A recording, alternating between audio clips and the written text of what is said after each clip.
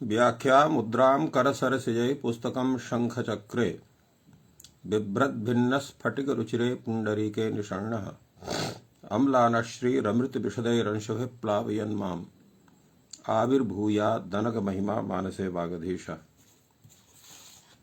कृष्णाय वासुदेवाय हरे परमात्मने प्रणतक्लेशनाशाय गोविन्दाय नमो नमः। संस्कृत शौर्यम् इति आमुखपट्टे सम्बद्धाः समेऽपि विद्वांसः समेऽपि जिज्ञासवः छात्राः सहृदयाः सज्जनाः एतस्य संस्कृत शौर्यम् इति आमुखपटलस्य संस्थापकः प्रबन्धकश्च डॉक्टर राजकुमारः समेषां स्वागतं वर्तते तस्मिन् महाभाष्य व्याख्याने। मान्याः, साम्प्रतं वयं महाभाष्यस्य तृतीयपादस्य तत्रापि पंचमाध्यायस्य तृतीयपादस्य व्याख्यानं चलति। अद्य प्रशंसायां रूपप इति सूत्र विषये व्याख्यानं भवति। अत्र प्रशंसा पदार्थः कः? तदा अत्र काशिकाकारः वदति प्रशंसा स्तुतिः। तो प्रशंसा अत्र कस्य विशेषणं वर्तते? प्रकृतेः विशेषणम् अथवा प्रत्ययस्य अर्थनिर्देशत्वेन एतस्य व्यवहारः वर्तते। अत्र काशिकाकारः समादधाति प्रकृत्यर्थस्य विशेषणं चैतत्। प्रकृत्यर्थस्य विशेषणं वर्तते, अर्थात् या प्रकृतिः प्रशंसां कथयति तद्विषये एतस्य तात्पर्यं वर्तते। अतएव अत्र एतस्य सूत्रस्य अर्थः सम्पद्यते प्रशंसा विशिष्टे अर्थे वर्तमानात् प्रातिपदिकात् स्वार्थे रूप प्रत्ययः भवति। अत्र स्वार्थिकाः ये प्रत्ययाः भवन्ति ते प्रकृत्यर्थ विशेषस्य द्योतकाः भवन्ति।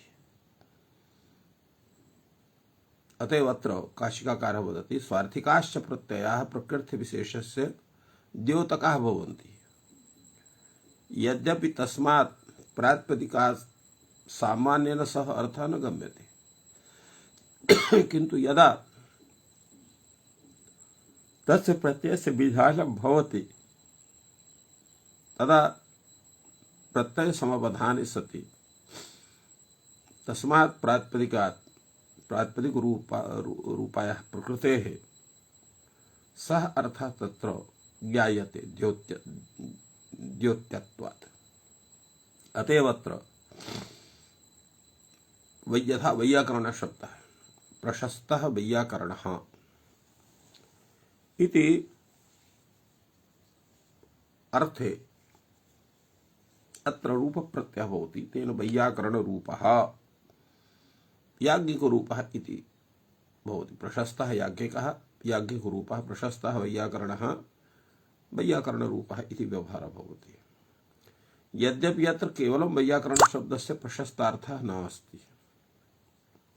वैयाकरणः इत्यस्य केवलं तात्पर्यं भवति यत् व्याकरणं यः अधीते व्याकरणं वेत्ति वा। किन्तु अत्र रूपप्रत्यये सति प्रशस्तार्थः द्योत्यते। अतः प्रशस्त वैयाकरण विषये अत्र वैयाकरण शब्दः एव वर्तते। यदा रूपप्रत्ययः भवति तदा प्रशस्तार्थः तत्र ज्ञायते, अन्यथा नैव ज्ञायते इति एतस्य तात्पर्यं। फलतः अत्र प्रकृत्यर्थ विशेषस्य अर्थस्य द्योतकत्वात् अयं रूपप्रत्ययः स्वार्थिकः भवति इति तात्पर्यं भवति एतस्य सूत्रस्य। प्रकृत्यर्थ वैशिष्ट्ये प्रशंसा भवति। सामान्येन भवति, वैशिष्ट्ये भवति, यथा पूर्वम् अपि सम्पादितं। यथा वृषलरूपोऽयं पलाण्डुना सुरां पिबति। तो वृषलरूपोऽयं, प्रशस्तः वृषलः, वृषरूपः। अत्र पलाण्डुना सुरां पिबति। एवं रूपेण तस्य यद्यपि तादृशी प्रशंसा नास्ति, अत्र प्रशंसा विषये अत्र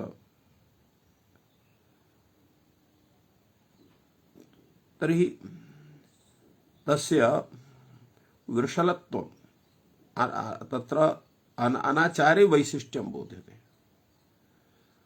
अत्र अनाचारः, आचारहीनत्वं तस्य, सम्यक् आचारहीनः एवं तस्य वृषलो प्रशस्तः वृषलः, अर्थात् वृषलः सामान्येन तत्र सदाचारहीनः भवति। तत्र सदाचारहीनः अर्थात् अल्पसदाचारयुक्तः भवति इत्यर्थः। सर्वथा सदाचारहीनः न भवति, भारते कोऽपि वृषलोऽपि न भवति।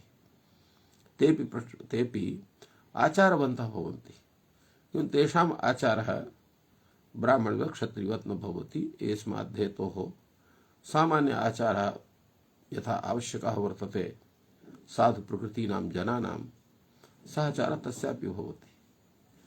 किन्तु अयं यः पलाण्डुना सुरां पिबति, सः सामान्यम् आचारमपि उल्लङ्घयति इति कृत्वा प्रकृत्यापि सः वृषलः वर्तते, न केवलं वर्गेण वृषलः इति इत्युक्त्या अत्र वृषलरूपोऽयम् इति प्रयोगः भवति तस्य कृते। एवं चौररूपः, प्रशस्तः चौरः, अत्यधिकः चौरः, एवं दस्युरूपः, अत्यधिकः दस्युः, निष्करुणः एवं रूपेण।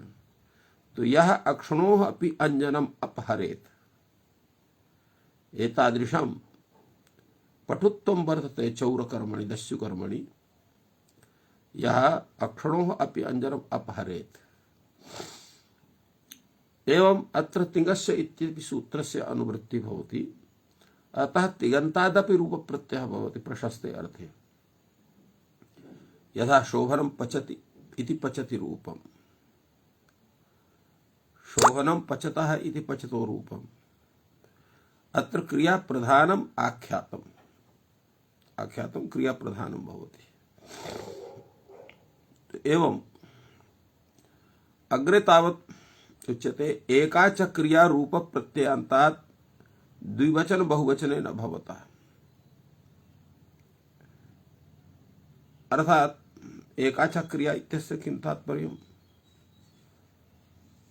अर्थात निवृत्त भेदा क्रिया सर्वत्र आख्यातेषु गम्यते, किंतु अत्र द्विवचन बहुवचने कथं न भवतः, पचतः पचन्ति इति। एतद्विषये उच्यते अत्र क्रिया भेद पक्षे भेदापेक्षे द्विवचन बहुवचने अत्र न भवतः, किंतु साधन भेदापेक्षे भवतः। अतएव अत्र भावे यदा प्रत्ययः भवद्भिः आस्यते इत्यादौ केवल फलोद्देशेन प्रवृत्ताम् एकामेव पाक व्यक्तिं बहुष्वपि कुर्वत्सु भवन्तः पचन्ति भवद्भिः पच्यते एवं रूपेण तत्र दिश्यते। फलतः अत्र आख्यातवाच्या क्रिया एका अत्र सिद्धा भवति। अतः रूप प्रत्ययः भवति। तर्हि रूप प्रत्ययान्तात् एक वचनमेव पचति रूपम् इत्येव भवति। पचतो रूपं पचन्ति रूपम् इति प्रयोगः न भवति इति तात्पर्यम्। एका च क्रिया इति रूप प्रत्ययान्तात् द्विवचन बहुवचने न भवतः इति प्रतिपादितवान् अयं भाष्यकारः। नपुंसकलिङ्गं तु भवति, अत्र नपुंसकलिङ्गं भवति पचति रूपम्। एवं यथा अत्र चोररूपः, दस्युरूपः, वृषलरूपः इति प्रयोगः अत्र दृष्टाः, तथैव पचति रूपः एव रूपः प्रयोगो न भवति अपि तु सामान्य नपुंसकमिति मत्वा अत्र नपुंसकलिङ्गः भवति न पचति रूपं गच्छति रूपं पठति रूपम् एव रूपेण प्रयोगाः इति भवन्ति। तो इत्थम् अत्र एतत् सूत्रस्य व्याख्यानं काशिकाकारः कृतवान् वर्तते। अधुना भाष्यदृष्ट्या वयं विचारयामः। भाष्यकारः एतद् विषये किं विचारयति। सः कथयति अत्र प्रशंसायां रूपम् इति कथितं वर्तते। अत्र प्रशंसा इत्यनेन स्त्रीलिङ्गः सूच्यते। स्त्रीलिङ्गेन अयं निर्देशः क्रियते, एकवचनान्तेन च निर्देशः क्रियते।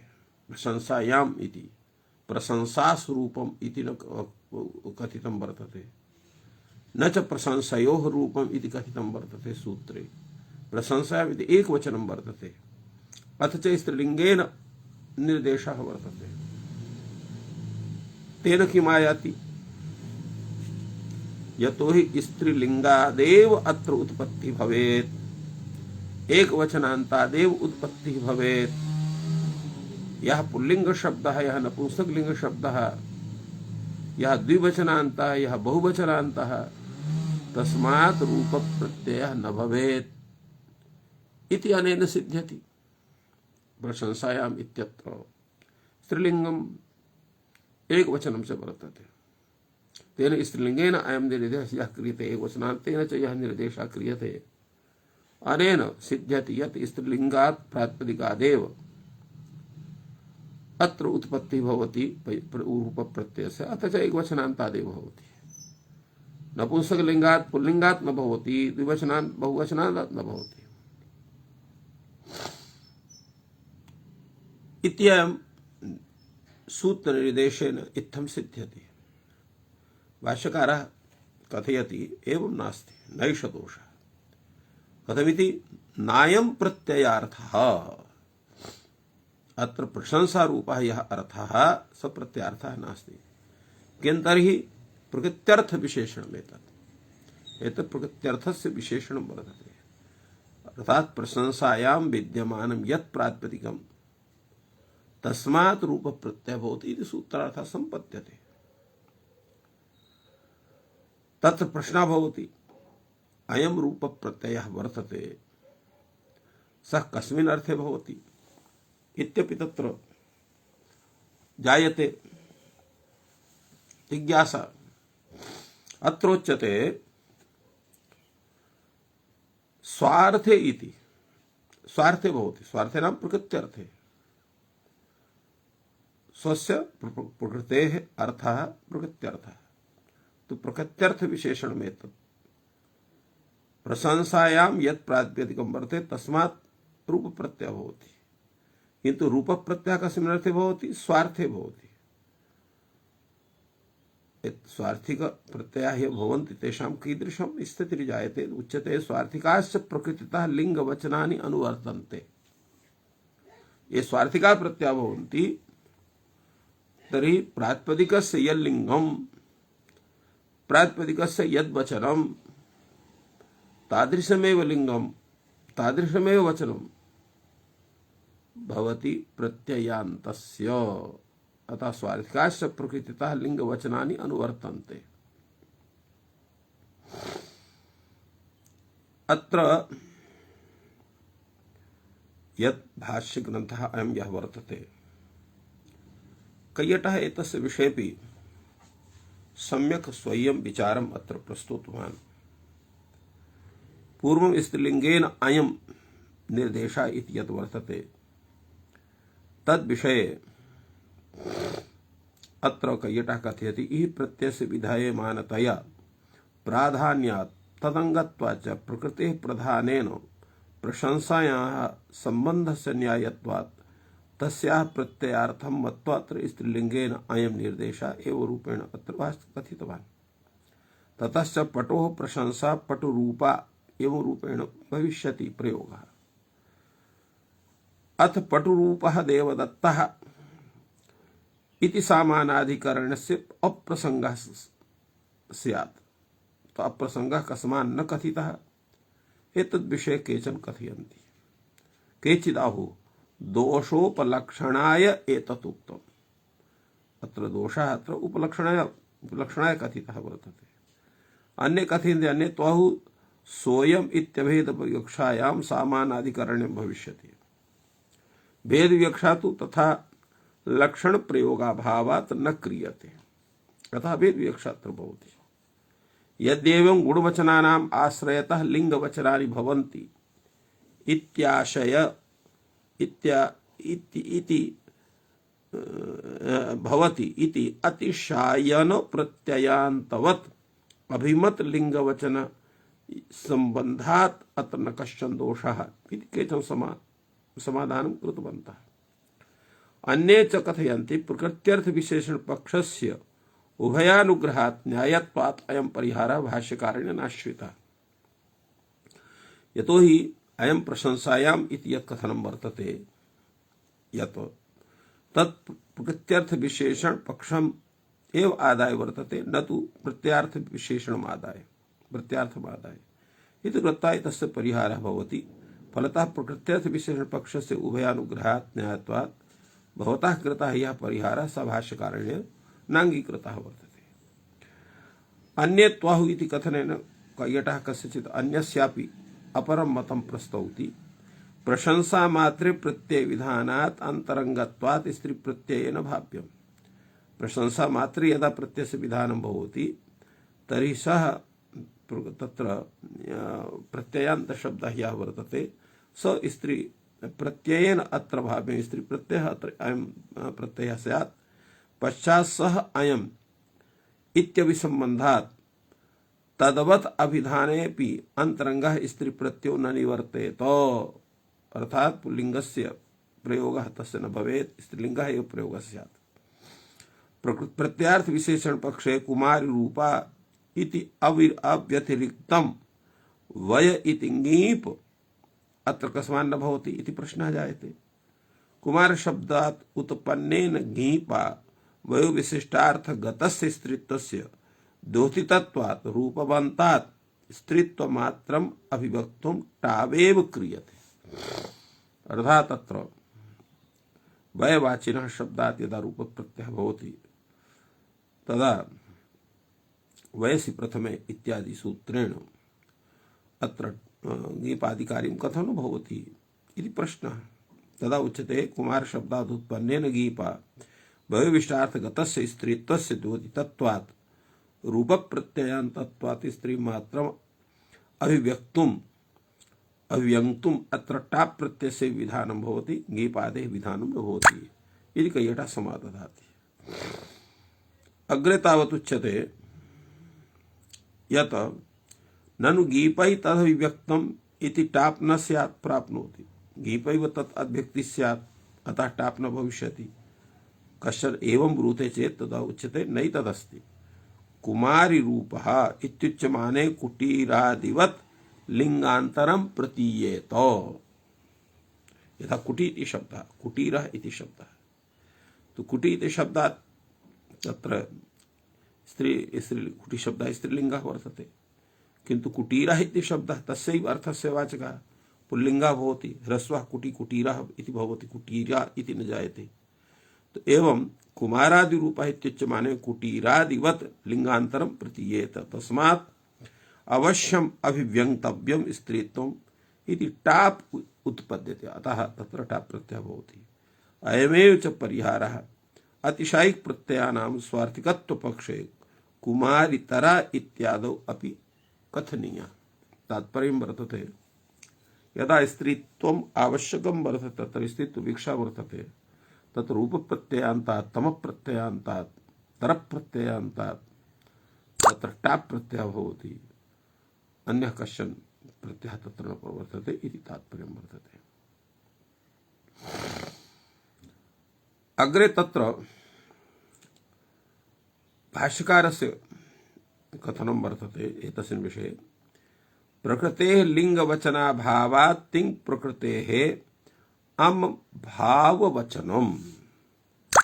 प्रकृतेः लिंगवचनाभावात् अर्थात् प्रकृतेः अत्र लिंगस्य प्रतीतिर्न भवति, वचनस्य प्रतीतिर्न भवति।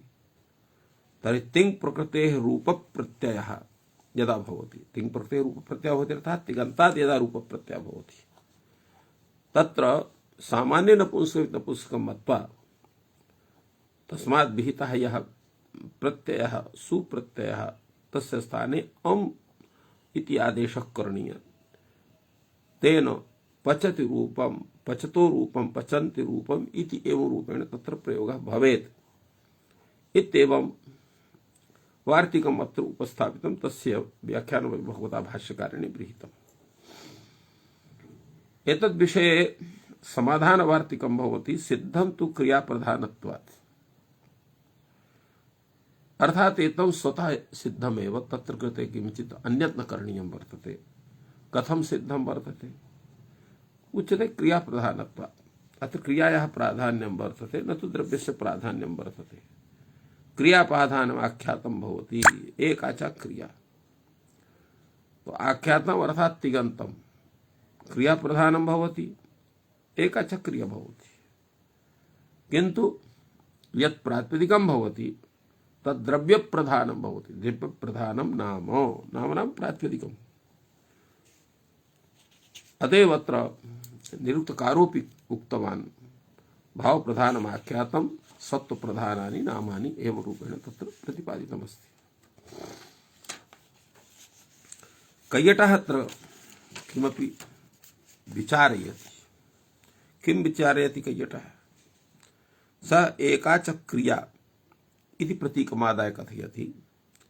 आख्यात शब्दात् क्रियाभेदस्य अनवगमात् क्रियायाः एकत्वम् उच्यते। आख्यात शब्दात् तिङन्त शब्दात् क्रियाभेदस्य अनवगमात्, तिङन्ते तत्र क्रियायाः भेदः नैव अवगम्यते, अपि तु कर्तृभेदः भवति। पचति इत्युक्ते एकः कर्ता, पचतः इत्युक्ते द्वौ कर्तारौ, पचन्ति इत्युक्ते त्रयः कर्तारः, एवं रूपेण एतस्य तात्पर्यं भवति। तो आख्यात शब्दात् क्रियाभेदस्य अनवगमात् क्रियायाः एकत्वम् अत्र उच्यते। भवद्भिः आस्यते इत्यादौ तु केवल क्रियावचने अत्र द्विवचन बहुवचन अदर्शनात्। अत्र क्रिया विषये एकवचनमेव भवति, आस्यते इति। आस्यते आस्यन्ते इति न भवति। पचति पचतः पचन्ति इत्यादि लकार वाच्य कर्तृ समवेत द्वित्व बहुत्वाश्रयः अत्र वचन भेदः प्रवर्तते, न ततः क्रिया भेद सिद्धि अत्र भवति। एकत्वाच्च क्रियायाः रूप प्रत्ययान्त द्विबहुवचनान्त रूप प्रत्ययान्तात् द्विवचन बहुवचनाभावः, अर्थात् रूप प्रत्ययान्तत्वात् पचति रूपं पचन्ति रूपं पचतः रूपम् इति भवति। किन्तु पचति रूपं पचति रूपे पचति रूपाणि, पचतो रूपं पचतो रूपे पचतो रूपाणि, पचन्ति रूपो पचति रूपे पचन्ति रूपाणि इति प्रयोगः न भवति इति ज्ञातव्यं वर्तते। द्रव्य प्रधानं प्राप्नुते प्रसंगेन उक्तम्, न तु अस्य कश्चित् प्रकृतोपयोगः। द्रव्य प्रधानं भवति, द्रव्य प्रधानं नाम, तत्र प्रधानं नाम इति व्यवहारः भवति, किन्तु प्रसंगेन एतत् कथितं वर्तते, न तस्य क्वचित् प्रकृतोपयोगः। एवं अग्रे तावत् पुनः भाष्यकारः एतद्विषये कथयति। कथं पुनः ज्ञायते क्रिया प्रधानम् आख्यातं भवति द्रव्य प्रधानं नाम भवति। यतोहि एतद्विषये अत्र निरुक्तकारोऽपि कथितवान् भावप्रधानम् आख्यातं सत्त्वप्रधानानि नामानि। एतस्य ज्ञानं कथं भवति? यत् तिङन्तं क्रिया प्रधानं वर्तते, सुबन्तं द्रव्य प्रधानं भवति। उच्यते यत् क्रियां पृष्ठः तिङा आचष्टे किं देवदत्तः करोति पचति इति। यदा क्रियां पृष्ठः तिङा आचष्टे, प्रश्नः भवति अत्र क्रियायाः किं देवदत्तः इति पृष्टः भवति देवदत्तः, किन्तु करोति पचति वा इति प्रश्नः वर्तते। तो द्रव्यं पृष्टः कृता आचष्टे कतरो देवदत्तः, यः कारकः हारकः। एवं तत्र यदा क्रिया पृष्ठा भवति तदा पचति करोति इति उत्तरं जायते। यदा द्रव्यं पृष्ठा कृता आचष्टे कतरो देवदत्तः, तो यह कारकः हारकः सह देवदत्तः। एवं रूपेण तत्समाधानं क्रियते। अत्रैव तथा अत्रापि वर्तनीयं वर्तते।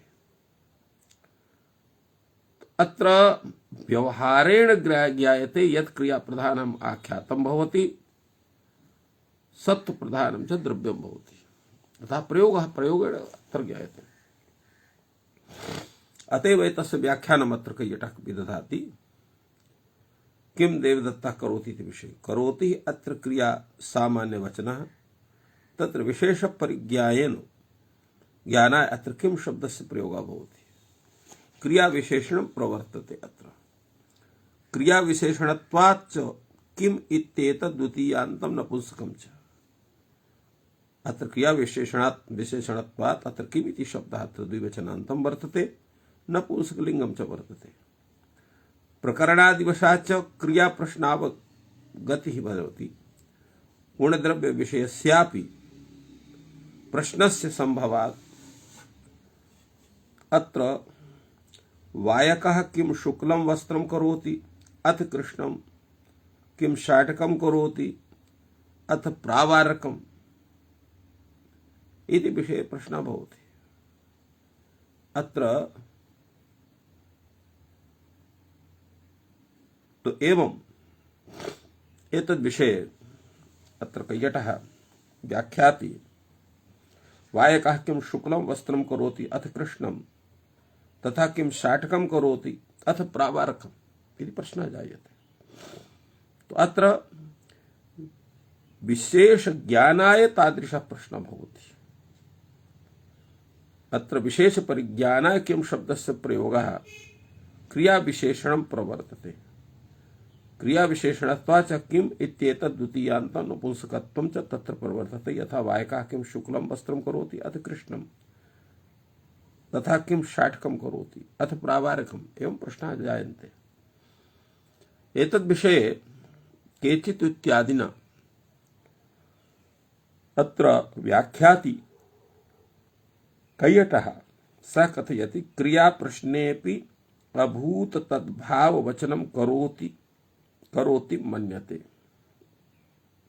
क्रिया प्रश्नः यद्यपि वर्तते तथापि अभूत तद्भाव वचनम् अत्र करोति इत्यस्य प्रयोगः स्वीक्रियते। किं करोति अर्थात् काम क्रियां निर्वर्तयति संपादयति भवान् इति प्रश्नस्य आशयः जायते। तत्र आख्यातवति प्रश्नवाक्ये प्रकरणादिवशात् क्रिया प्रश्नागमात् आख्यातेनैव उत्तरोपादानात् काल संख्या साधनोपग्रहाभिधानेऽपि आख्यातस्य क्रिया प्रधानत्वावगमः। किं तात्पर्यम् एतस्य कैयट ग्रन्थस्य। आख्यातवति प्रश्नवाक्ये अर्थात् तिगन्तवति प्रश्नवाक्ये यत्र तिगन्त पदस्य प्रयोगः किं करोति इत्येव रूपः। तत्र प्रकरणादिवशात् या क्रिया तत्र निर्वर्त्यते तस्यैव क्रियायाः प्रसंगः अत्र भवति। तस्यैव क्रियायाः प्रसंगः अत्र जायते। फलतः प्रकरणादिवशात् क्रिया प्रश्नस्य ज्ञानं भवति, अतः तिङन्तेनैव तस्य उत्तरम् भवति। क्रिया प्रश्नावगमात् आख्यातेनैव उत्तरोपादानम् उत्तरस्य उपादानं ग्रहणं भवति। किन्तु यत् तिङन्त पदं प्रयुज्यते तत्तिङन्त पदं काल विशिष्टमपि वर्तते, संख्या विशिष्टमपि वर्तते, कारक विशिष्टमपि वर्तते एवं उपग्रह विशिष्टमपि वर्तते। उपग्रहो नाम तत्र परस्मैपद आत्मपद रूपम यह उपग्रह एतस्यापि अभिधानं करोति तस्यापि विषये कथयति। तथापि यत्र आख्यात शब्दः यः वर्तते तेन क्रिया प्रधानता एव गम्यते, अन्यस्य प्रधानता तत्र न गम्यते कालादेः संख्यादेः वा। एवं एक पदोपात्तार्थापेक्षं च क्रिया प्रधानत्वम् अभिधीयते। एक पदोपात्तार्थापेक्षम अर्थात एक पदेन यह अर्थ कथितः स एव अर्थ अत्र कृते अत्र उच्यते यत एक पदोपात्तार्थापेक्षं च क्रिया प्रधानत्वम् अभिधीयते। यथा व्रीहीन अवहन्ति इत्यादौ व्रीहि द्रव्य संस्कारार्थत्वात् अवघातस्य अप्राधान्यं वर्तते। अतः अत्र अवघात विषये तत्र तादृशः प्रयोगः न भवति। व्रीहीन आवहन्ति इति अत्र एकवचनस्य प्रयोगः वर्तते। अवहन्ति इति व्रीहीन अवघ्नन्ति इति प्रयोगः न जायते। व्रीहि द्रव्य संस्कारत्वात् अत्र अवघातस्य अप्राधान्यं वर्तते। अथवा यद्यपि आर्थम बहुव्रीहीणां प्राधान्यं वर्तते, आर्थम प्राधान्यं बहुव्रीहीणां, तथापि साध्यत्वात् क्रियायाः शाब्दं प्राधान्यं न तु व्रीहीणां शब्द प्राधान्यं वर्तते इति एतस्य तात्पर्यं जायते। अग्रे तावत् अग्रे तत् विषये उच्यते कैयटेन यद्यपि अर्थम व्रीहीणां प्राधान्यं तथापि साध्यत्वात् क्रियायाः शाब्दं प्राधान्यं न तु व्रीहीणां कथं साधनत्वात्। अग्रे तावत् यद्भाष्यकारस्य कथनं वर्तते द्रव्यं पृष्ठः कृता आचष्टे कतरो देवदत्तः यह कारकः हारकः इति विषये अत्र वदति कैयटः। यद्यपि यः पचति इति तिङन्तेनापि उत्तरं भवति तथापि सर्वनाम्ना परामृश्य पाकक्रियायाः कर्ता सदेवदत्तः इत्यस्य विधानार्थम् अत्र केवलेन आख्यातेन उत्तरस्य एवं अत्र एतदर्थम् अत्र यः पचति गन्तेनापि भवति उत्तरं तथा सर्वनाम्ना परामृश्य पाकक्रियायाः कर्ता सदेवदत्तः इत्यभिधानात् केवलेन आख्यातेन उत्तरस्य अदानात् आख्यातस्य साधनत्वस्य अत्र अप्रसंगः भवति। पदान्तरेण हि द्रव्योपलक्षणाय गुणभावं क्रिया नीयते। पदान्तरेण हि द्रव्योपलक्षणाय अर्थात द्रव्यस्य उपलक्षणत्वेन ग्रहणाय अत्र गुणभावं क्रिया नीयते। गुणभावं क्रिया तत्र करोति। तो एवं रूपेण एतस्य व्याख्यानम् अत्र भाष्यस्य कैयटेन कृतम्। अग्रे तावत् भाष्यग्रन्थः वर्तते यदि तर्हि एका क्रिया द्विवचन बहुवचनानि न सिद्ध्यन्ति पचता पचन्ति इति। यदा एका एव क्रिया वर्तते तदा पचतः इति द्विवचनं कथं स्यात्, पचन्ति इति बहुवचनं कथं स्यात्। भवान् कथयति एका एव क्रिया वर्तते इति सम्पादितवान्। उच्यते नैतानि क्रियापेक्षाणि किं तर्हि साधनापेक्षाणि। अत्र पाकक्रिया एकैव भवति किन्तु पाककर्तारः अनेके वर्तन्ते। कदाचित् द्वौ पाककर्तारौ तदा पचतः इति प्रयोगः भवति। कदाचित् त्रयः त्र्यधिकाः वा पाचकाः वर्तन्ते तर्हि पचन्ति इति प्रयोगः भवति। अतएव अत्र उच्यते नैतानि क्रियापेक्षाणि किं तर्हि साधनापेक्षाणि। साधना अर्थात् कारकापेक्षाणि। अत्र कारकस्य कर्तृरूपकारकस्य यदा एकः एव कर्ता भवति तदा पचति इति प्रयोगः। यदा द्वौ कर्तारौ भवतः तदा पचतः इति प्रयोगः। यदा बहवः कार्यकर्तारः वर्तन्ते तदा तत्र बहुवचनस्य पचन्ति इत्यस्य प्रयोगः भवति। तो एवं इहापि तथैव प्राप्नोति। पचति रूपं, पचतु रूपं, पचन्ति रूपम्, अत्रापि बहु एकवचनं द्विवचनं बहुवचनं प्राप्नुयात् इति अत्र शंका भवति। किन्तु अत्र भाष्यकारः समाधाय तिङा उक्तत्वात् तस्य अभिसंबन्धस्य न भविष्यति। यतो हि तिङा अत्र एकवचनस्य द्विवचनस्य बहुवचनस्य कथनं जायते। पचति रूपं, पचतो रूपं, पचति रूपम् इत्यत्र या प्रकृतिः पचति पचतः पचन्ति इति रूपा वर्तते, तत्र तिङा एकत्व द्वित्व बहुत्वस्य अत्र कथनं जायते। अतएव तिङा उक्तत्वात् तस्य अभिसंबन्धस्य न भविष्यति, तस्य अभिसंबन्धस्य अत्र न भविष्यति। तदा उच्यते एकवचनं हि अपि तर्हि न प्राप्नोति। उच्यते न हि एवं नास्ति, समवायेन प्रतीयते एवं रूपेण अत्र एतस्य विषये अत्र विचारः सञ्जातः। यहापि तर्हि प्राप्नुवन्ति पचति रूपं, पचतो रूपं, पचन्ति रूपं, तिङा उक्तत्वात् तस्य अभिसंबन्धस्य न भविष्यति भाष्यकारः समाहितवान्। तदा उच्यते एकवचनमपि तर्हि न प्राप्नोति, यथा द्विवचनं न प्राप्नोति, बहुवचनं न प्राप्नोति। तत्र तिङन्तेन उक्तत्वात् तर्हि एकवचनमपि न प्राप्नोति, यतो एकवचनस्यापि प्रयोगः तत्र जायते। तदा उच्यते समयात् भविष्यति। समयात् भविष्यति इत्यस्य किं तात्पर्यम्? तो समयात् अर्थात् द्विवचन बहुवचनानि अपि तर्हि समयात् प्राप्नुवन्ति। अत्र यदा समयात् प्राप्नुवन्ति इति भगवान् वदति,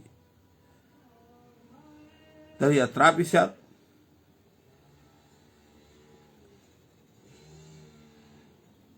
अत्र किं तात्पर्यम् एतस्य? अग्रे उच्यते एवं तर्हि एकवचनम् उत्सर्गतः करिष्यते, तस्य द्विबहोः अर्थयोः द्विवचन बहुवचने अपवादो भविष्यतः। उच्यते अत्र एकवचनं यः क्रियते सः सामान्येन अस्माभिः क्रियते। एकवचनम् उत्सर्गतः करिष्यते, तस्य द्विबहोः अर्थयोः द्विवचन बहुवचने अपवादो भविष्यतः। यदा द्वित्वविवक्षा भवति, बहुत्वविवक्षा भवति, तर्हि द्विवचनमपि भवतु, बहुवचनमपि भवतु, एवं रूपेण अपवादो एतो भविष्यतः। एवमपि नपुंसकत्वं वक्तव्यम्। नपुंसकत्व विषये भी एवं रूपेण करणीयम्। उच्यते न वक्तव्यम्। कथम् एतत् न वक्तव्यम्?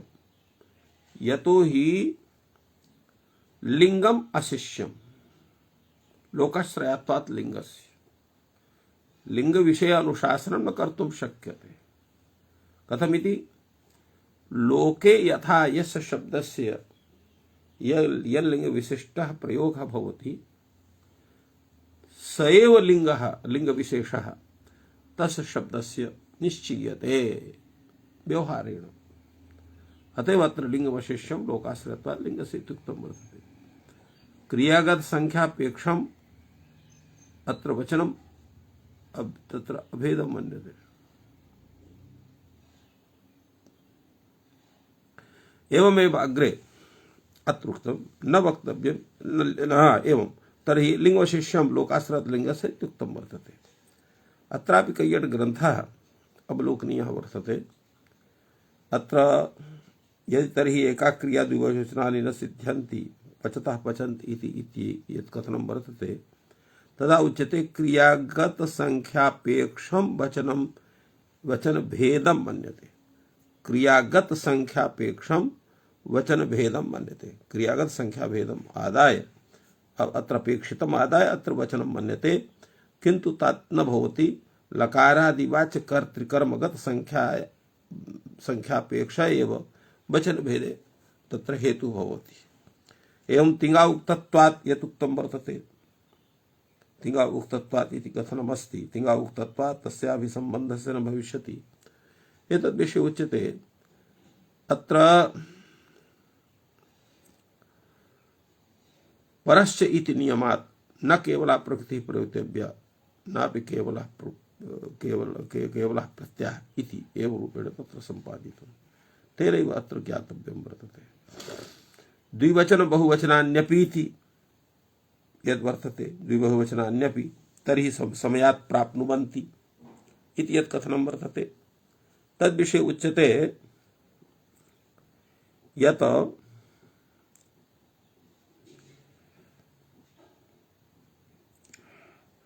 उच्यते अत्र यत्तैरपि समयस्य परिपालनात् तत्रापि समयस्य सिद्धान्तस्य परिपालनं भवति यद्यपि प्राथम्यतात् एकवचनेनैव समयः पाल्यते इति परिहारः अत्र कर्तुं शक्यते तथापि यत्र भाष्यकारः यत् समाहितवान् यत् एवं तर्हि एकवचनम् उत्सर्गतः करिष्यते सामान्येन एकवचनमेव भवति तस्य द्विबहुवोः अर्थयोः द्विवचन बहुवचने अपवादो भविष्यतः किन्तु सामान्यतः एकवचनम् उत्सर्गतः भवति द्विगुर्द्विवचन एकवचन इत्यत्र एकवचनं न कर्तव्यं द्वयोर्द्विवचनम् इत्येव कर्तव्यं तत्र ज्ञाप्रातिपदिकात् स्वादयः भवन्ति इति संख्या निरपेक्षम् एकवचनम् उत्सर्गतः भवति तस्य द्वित्व बहुत्वयोः द्विवचन बहुवचनयोः अपवादयोः विधानात् एकत्ववत् इत्यर्थे अभेदकत्ववत् च संख्यारहिते अव्यार्थे च अवस्थितमेव एकवचनम् तस्मात् एकवचनेनैवात्र समयः पाल्यते न तु द्विबहुवचनाभ्यां तिङ्गोक्तार्थाभ्याम् इति अत्र समाहितवान् लिंगवशिष्यं लोकाश्रयात्पात् लिंगस्य इत्यस्य किं तात्पर्यं कैटः वदति शास्त्रोपदेशेन विनापि सिद्धि लिंगस्य लोकव्यवहारगम्य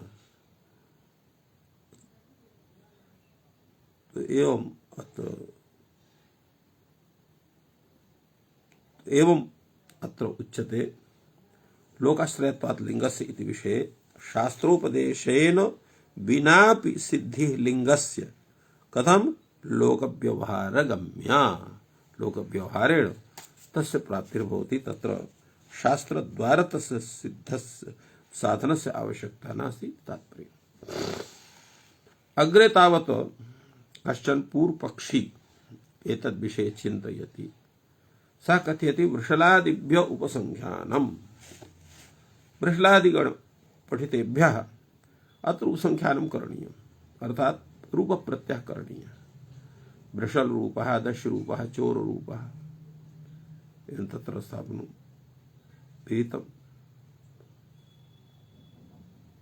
कथनम् एतस्य विषये वर्तते वृषलादिभ्यः उपसंख्यानं कर्तव्यं वृषल रूपः दश रूपः अत्र एतद्विषये उच्यते यत् वृषलादिभ्यः उपसंख्यानं कर्तव्यं वृषलरूपः दशरूपः चोररूपः अर्थात् वृषलादीनां निकृष्टत्वात् उत्कृष्टविषयत्वात् च प्रशंसायाः तत्र अभावं मन्यते इति गत्वा अत्र प्रश्नः यतः समाधानं भाष्यकारः वार्तिकरीत्या करोति सिद्धं तु प्रकृत्यर्थ वैपष्ट्यवचनात् प्रकृत्यर्थ वैपष्ट्यवचनात् इति सिद्धम् सिद्धमेत कथम प्रकृत्यर्थस्य वैशिष्ट वैपष्ट्य इति वक्तव्यम् प्रकृत्यर्थस्य वैपष्ट्ये इति वक्तव्यम् अर्थात् वृषल रूपः अयं शब्दः एवमेव तं प्रति यः वैश्वरूपः यः अत्र प्रकृत्यर्थ वैपष्ट्य इति वक्तव्यम् वृषल रूपः अयम्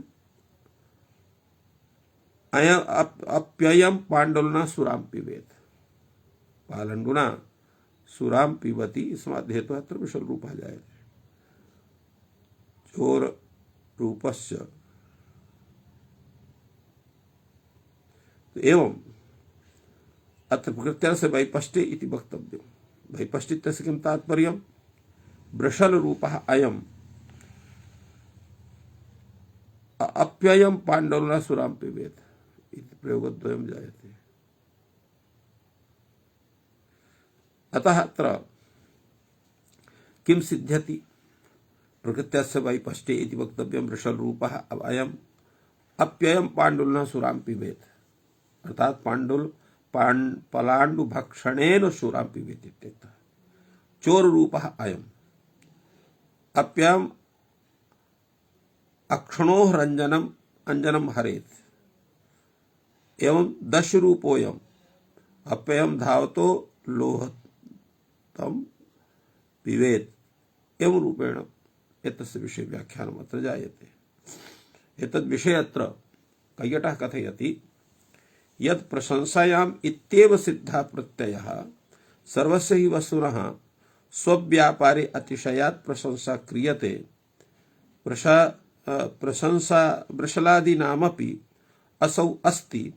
एवं तर्हि यदा निंदा प्रतिपादनाय चोररूपः इत्युच्यते तदा प्रत्ययस्य अप्रसंगात् व्यापकं वैपष्ट्यग्रहणमेव अत्र करणीयम्।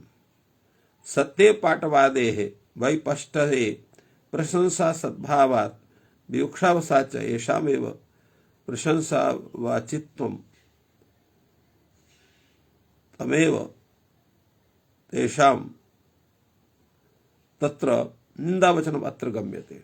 यथा राक्षसः इति पुरुषाति शय प्रतिपादने प्रशंसा गम्यते निर्घृणत्व प्रतिपादने च निंदा गम्यते।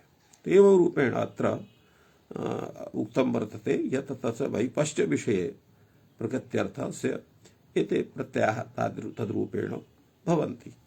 अथ तमवादीनां रूपश्च को विषय विभागः अर्थात् तमवादी प्रत्ययः कस्मिन् विषये भवन्ति रूप प्रत्ययस्य कस्मिन् विषये भवति इति जिज्ञासायाम् उच्यते। यदा अतिशयनमपि पूजा निंदा विषयं न भवति तादृशरूपः अत्र शब्दः यः वर्तते तत्र अतिशयनं समान प्रत्योग्यपेक्षम् इत्यादि वर्तते। अर्थात् अत्र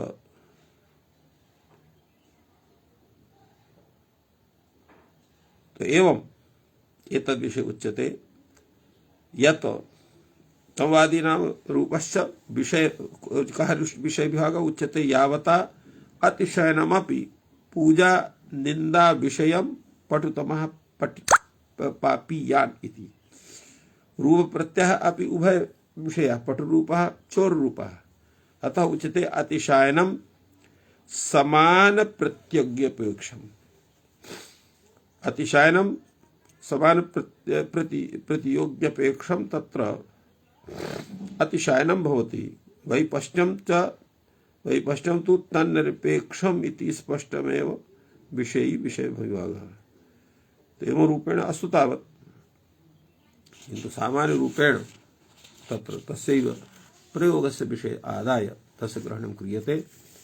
एवं रीत्या एतस्य सूत्रस्य व्याख्यानं सम्यक्तया अत्र जातम्। अत्रैव विरम्यते। सर्वेभ्यो नमः। जयतु संस्कृतं, जयतु भारतम्।